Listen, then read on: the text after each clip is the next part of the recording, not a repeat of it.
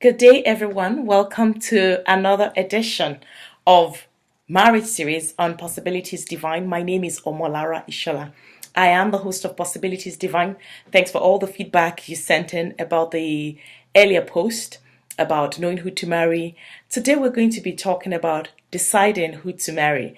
And I believe you must have done your homework. You must have done your research. You must have prayed. And at this point, you must have felt conviction and peace about a particular person that you've been considering. And so, how do you decide? Well, basically, once you have prayed and you feel you have God's leading, it's important to tell that person. So let's say you've been friends with Jane for the longest time, and you've been, maybe you go out together and all that, and you really want to let her know that, okay, I want to define this relationship because it's very important to define what the relationship is about.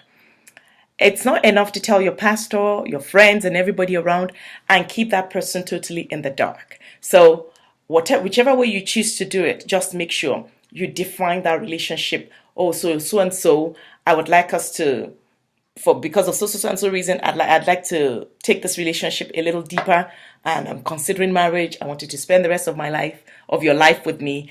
And a lot of people do it in many creative ways. So it's all up to you how you decide to let that person know. And when you do this, make them feel special, whether you want to announce it on CNN or whether you want to do it in the corner of your room or whether you want to do it on a Sunday during church service, whichever creative way you choose to do it, or just make sure the person feels very good and very special. And once you have told that person, if a guy proposes to you as a girl, if you have been praying, if let's say you've known the person and you kind of have an idea that this person likes you or you like that person and you've been praying and there isn't any ifs and buts and you're comfortable that this is God's will for your life, there's no need to procrastinate or push forward or postpone it or tell him to go and come back just because you want to feel spiritual. Of course, if you still want to think about it, it will be a good idea to say, you know what, I'll pray about it.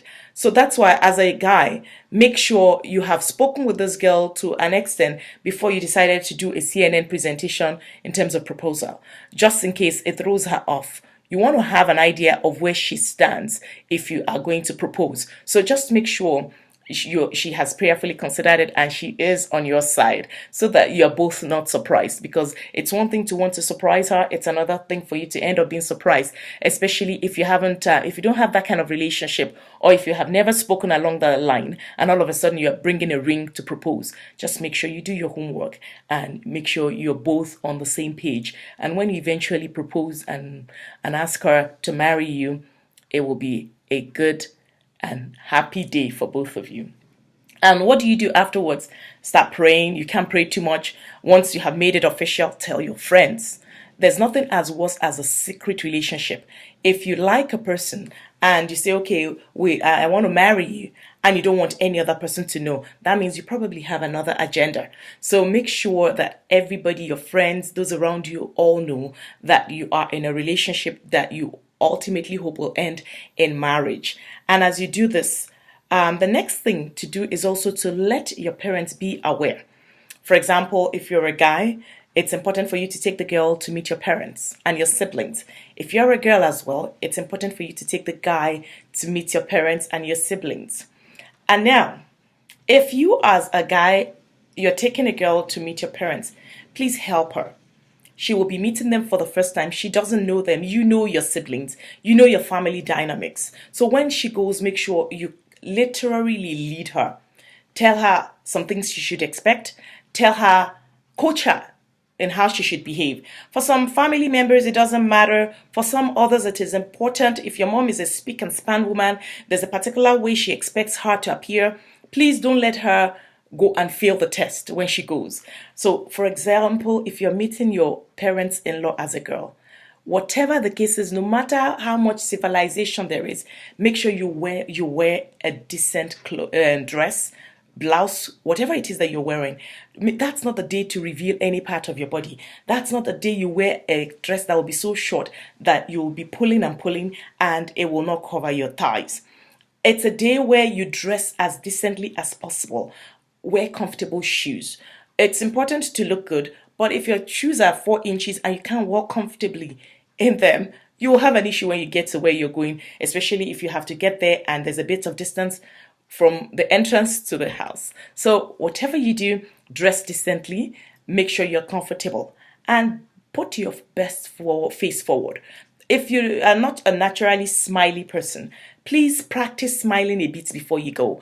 A lot of people don't know this, but you look prettier when you smile. So when you're meeting your in-laws for the first time, don't squeeze your face. Even if you have a disagreement with your fiance, try and make sure you sort that out later. Don't go looking miserable on that day. So when you get there, everybody appreciates respect. Whatever respect is in your culture, make sure you dole that out to the father, to the mother of your spouse to be. So when you get there, in my culture, a man prostrates, a woman kneels down. If that is not the culture there, whatever it is, if you're marrying someone who is Caucasian, the rules still apply. Just make sure you're respectful. Good afternoon, sir. Good afternoon, ma. That is a universal and acceptable way of greeting people that connotes respect. So when you get there, greet properly. And when they introduce you, you say good afternoon, good morning, good afternoon. Don't just say hi, or looking like that. You need to exude a level of warmth. And the same way you display warmth towards them, the same way they will towards you. And when they're greeting you, please respond and open your mouth to answer them. Don't just say, So after you've been introduced and they ask you, how's your mom? How's your dad? What do you do? And they just want to get to know you about a little bit. Don't talk too much, but talk intelligently. Say the necessary things.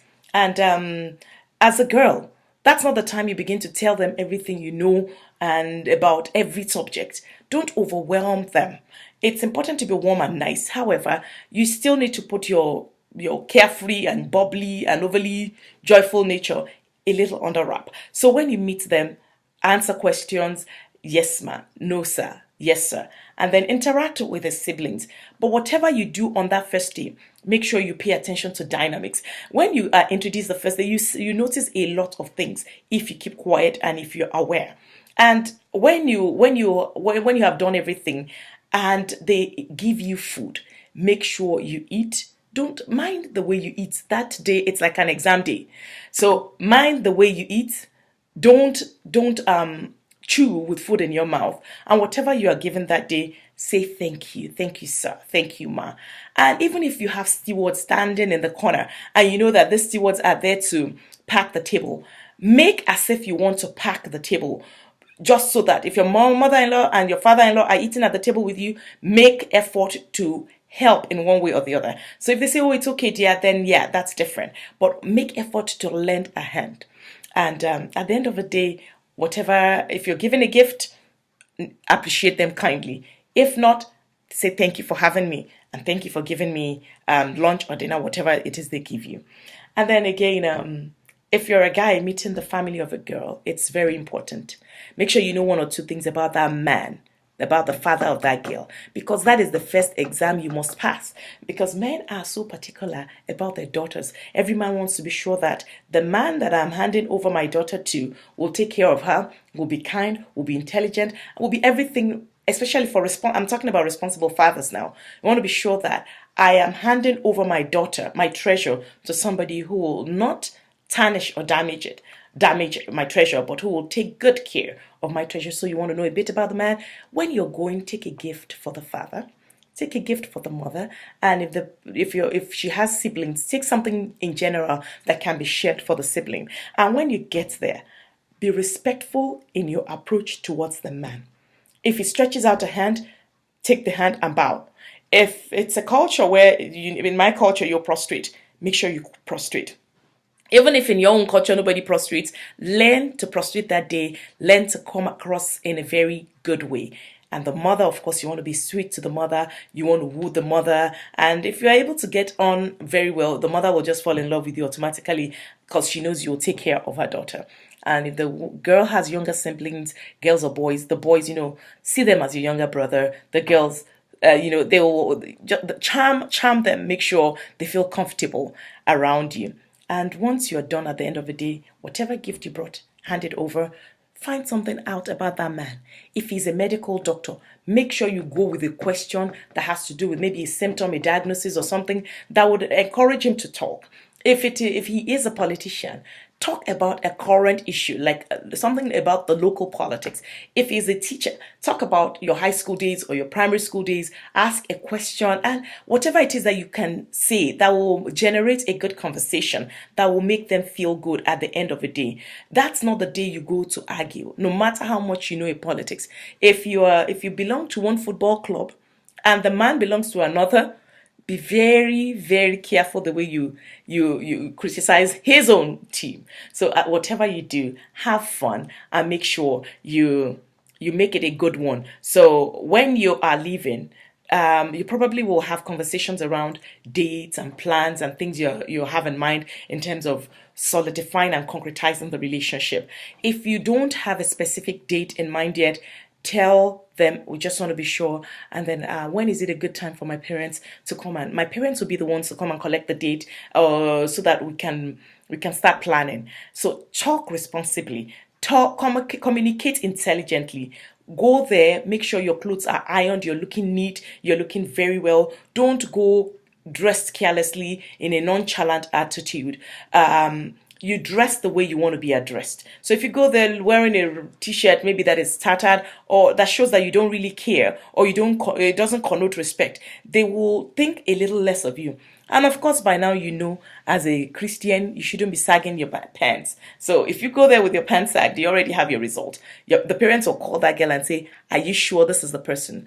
And then as a child of God, it is important at the end of the day when you're going to let them know that you are diffusing the sweet fragrance of the Lord Jesus Christ. So when you get there, everything, your behavior, your disposition should connote that there is something about you that is different. Refrain from